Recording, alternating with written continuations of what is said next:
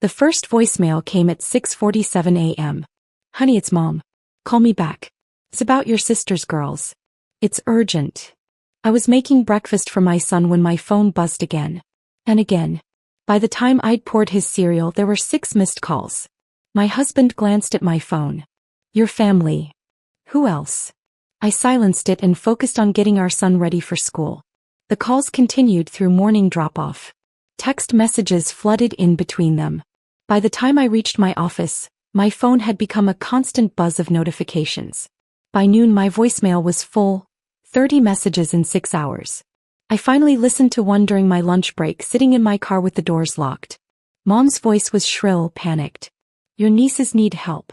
Sarah lost her job and the girls can't afford their apartment anymore. You have money sitting there for college. $50,000 just sitting in an account. Your son is only 8 years old. He doesn't need it yet. The girls need it now. Family helps family. That's what we do. That's how I raised you. Call me back immediately. The next message was from Sarah herself, her voice thick with tears. Mom told me you had savings.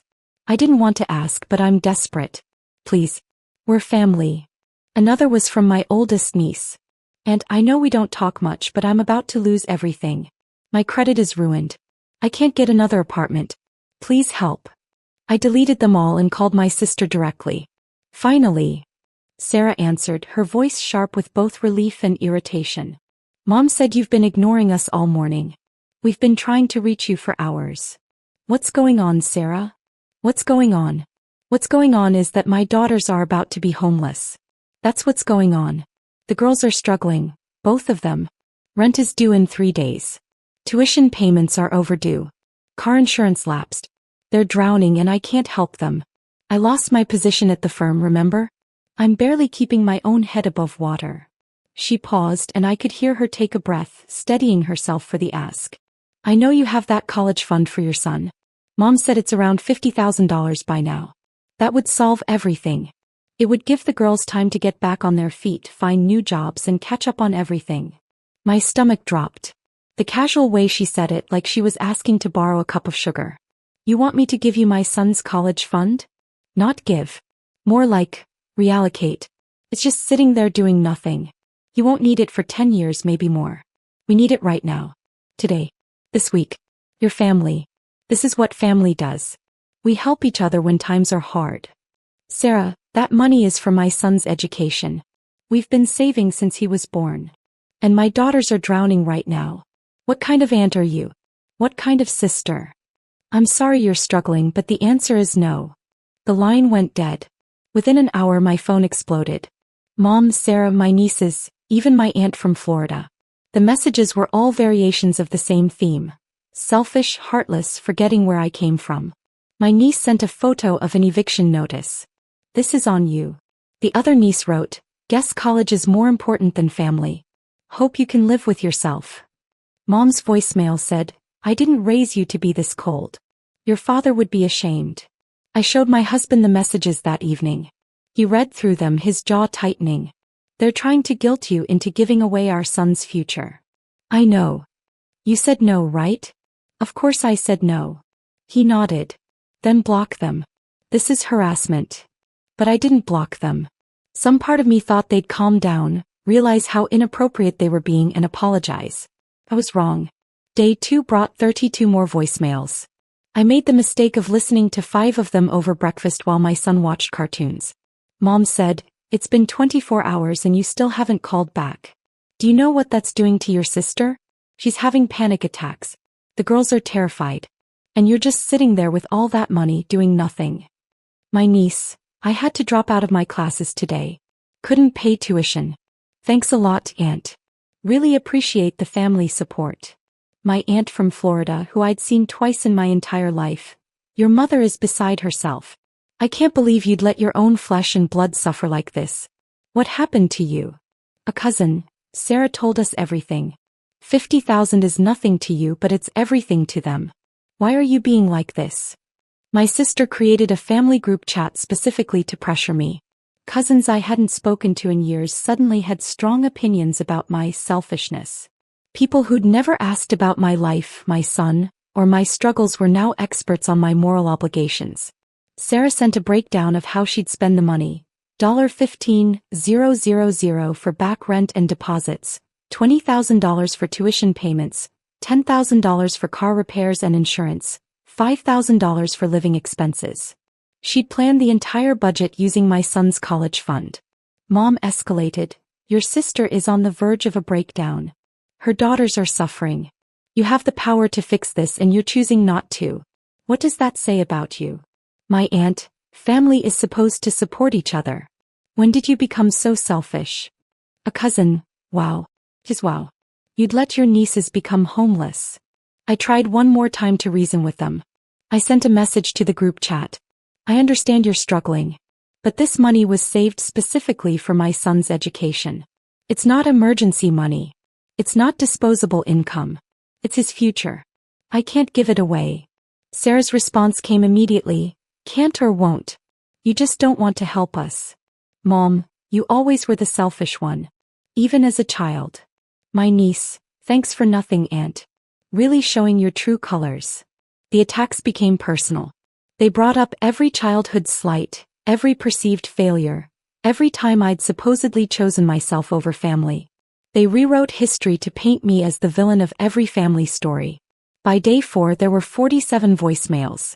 I listened to 3 before my husband found me crying in our bedroom. That's it, he said. This ends now. They're my family. Family doesn't do this. This is abuse. He was right. I knew he was right. But the guilt was overwhelming. What if they really were struggling? What if I could help and I was just being selfish? My husband sat beside me. Let me ask you something.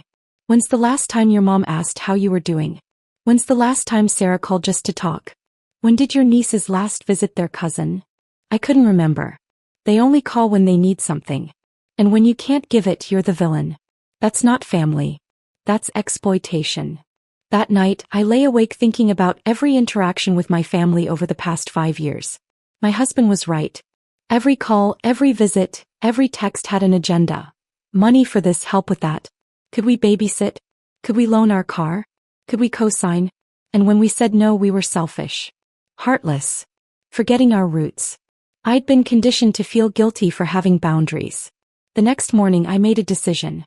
I texted the group chat one final message. Do not contact me or my family again. Any further communication will be considered harassment. Then I blocked every number. My husband and I had been discussing a move for months. His company had offered him a position in Dublin. We'd been hesitant because of family, because of roots, because leaving felt like abandonment. Now it felt like liberation. I called his office. Tell them yes. We'll take the Dublin position. We worked fast. I researched international schools while my husband coordinated with his Dublin office. Within 2 weeks, we accomplished what normally takes months. We hired international movers and paid extra for expedited service. We enrolled our son in a highly rated international school that specialized in helping relocated families adjust. We began the visa process, filing paperwork and gathering documents. I contacted a property management company and listed our house as a corporate rental for executives on temporary assignment. The rent would cover the mortgage and then some. We set up mail forwarding to a private P.O. box at a commercial facility, not connected to any relative or friend. We transferred our savings to international accounts, splitting funds across 3 different banks in 2 countries for security. I closed our local accounts and opened new ones with different institutions. I removed my mother, sister, and nieces from any emergency contact lists at our son's old school, our doctors, everywhere. I called our insurance companies and updated everything to reflect our new status. Every step felt like shedding weight I didn't know I'd been carrying. I didn't tell my family. They were blocked and I intended to keep it that way. The night before our flight, I changed our phone numbers. New country, new numbers, completely untraceable. We landed in Dublin on a Tuesday morning. By evening we were settling into corporate housing, jet-lagged but relieved. I didn't check my old voicemail. I didn't look at social media. I focused on helping my son adjust, on starting fresh, on building a life where boundaries were respected. 3 weeks later, my husband's office forwarded a package. Inside was a letter from my mother, addressed to his work because it was the only way to reach us. The letter was 8 pages long. It started with anger. How dare we disappear? How dare we abandon family? Did we think we were too good for them now? Then came guilt. Sarah was in crisis. The girls had been evicted. They'd lost everything. Mom had to take them in. Her fixed income couldn't support everyone. They were struggling and it was my fault. Then came the demands. Wire money immediately. They needed $30,000 just to survive. I owed them this. Family doesn't abandon family. The final page contained threats. She'd find us. She'd tell everyone what kind of person I really was. She'd make sure my son knew what his mother did to his cousins. My husband read it over my shoulder. Your mom got your sister and nieces evicted? What? He pointed to a line on the third page. She says here that she told Sarah you'd definitely give them the money. Sarah used that promise to delay payments. When you didn't pay, everything collapsed. I reread the section. He was right. Mom had guaranteed I'd pay. She'd convinced Sarah to spend money she didn't have based on that guarantee. When I refused, their house of cards fell. And somehow this was my fault. They created their own crisis, my husband said gently. Your mom made promises with your money. Sarah spent based on those promises. You didn't cause this. They did. I threw the letter away. Over the next month, letters arrived at my husband's office weekly, each more desperate than the last, each blaming me for circumstances they'd created themselves. Mom's letters revealed more than she intended. Sarah had quit her job voluntarily, expecting to live off the money I'd supposedly give. My nieces had taken out loans for expensive apartments, certain their generous aunt would cover it. Mom had told extended family I was paying, accepting praise for raising such a giving daughter. They'd built an entire financial structure on money that wasn't theirs, from a person who'd never agreed to give it. When that structure collapsed, I became the villain for not funding their fantasy. The letters eventually stopped. I assumed they realized we weren't coming back, weren't sending money, weren't engaging. Life in Dublin was peaceful. My son thrived in his new school. My husband loved his position. I found work I enjoyed. We made friends who respected boundaries, who didn't view relationships as transactions. 6 months after we left, I received a friend request on a social media platform I rarely used. It was from a cousin who hadn't been part of the harassment. I accepted.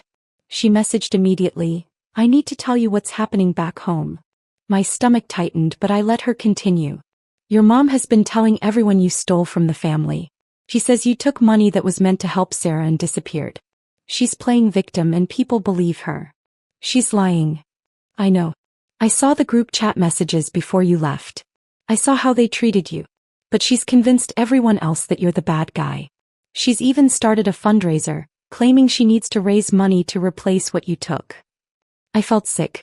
I never took anything. I know. But she's rewriting history. I thought you should know. Part of me wanted to fight back, to tell the truth, to defend myself. But another part, the part that had found peace in Dublin, realized something important. Their opinion didn't matter anymore. Thanks for telling me, I messaged back. But I'm not engaging. They can say whatever they want. You're not going to correct the record? No. Anyone who knows me knows the truth.